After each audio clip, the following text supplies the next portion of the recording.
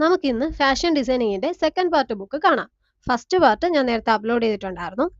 അപ്പോൾ ഫസ്റ്റ് പാർട്ടിൽ പറഞ്ഞതുപോലെ തന്നെ ഇതെന്റെ അനിയത്തിയുടെ ബുക്കാണ്. ഇത് ഫാഷൻ ഇല്ലുസ്ട്രേഷൻ എന്നുള്ള ബുക്കാണ്.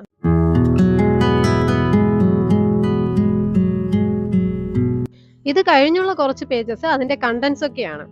ആദ്യത്തെ page introduction to fashion illustration ആണ്.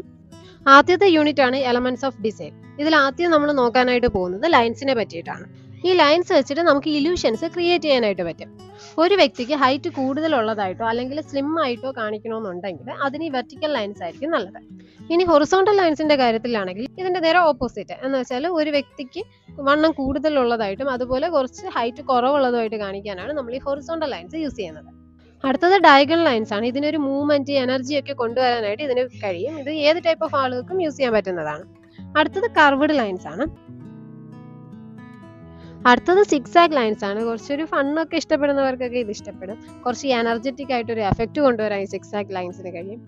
അടുത്തത് സ്പൈറൽ ലൈൻസ് ആണ്. ഇതിന് സോഫ്റ്റ് ഒരു എലഗന്റ് അല്ലെങ്കിൽ ഒരു ഡൈനാമിക് ലുക്ക് ഒക്കെ ഇതിന് കൊണ്ടുവരാനായിട്ട് പറ്റും. അടുത്തത് ഡോട്ടർ ലൈൻസ് ആണ്. വിന്റേജ് ലുക്കിനൊക്കെ നല്ലതായിരിക്കും. അടുത്തതാണ് ഡാഷ്ഡ് ലൈൻസ്. ഇത് നമുക്കൊരു ആർട്ടിസ്റ്റിക് ഫാഷൻ സ്റ്റേറ്റ്മെന്റോ അല്ലെങ്കിൽ ഒരു സ്ട്രീറ്റ് വെയർ ഇൻസ്പയർഡ് ലുക്കോ ഒക്കെ കൊണ്ടുവരാനായിട്ടാണ് ഈ ഡാഷ്ഡ് ലൈൻസ് യൂസ് ചെയ്യുന്നത്. അടുത്തത് സ്പേസ് ആണ്. ഇതിൽ രണ്ട് ടൈപ്പ് ഉണ്ട്. ഒന്ന് പോസിറ്റീവ് സ്പേസും ഒന്ന് നെഗറ്റീവ് സ്പേസും ആണ്. ഈ പോസിറ്റീവ് സ്പേസ് എന്ന് പറയുന്നത് ഫിൽഡ് സ്പേസും നെഗറ്റീവ് സ്പേസ് എന്ന് പറയുന്നത് എംപ്റ്റി സ്പേസും ആയിരിക്കും.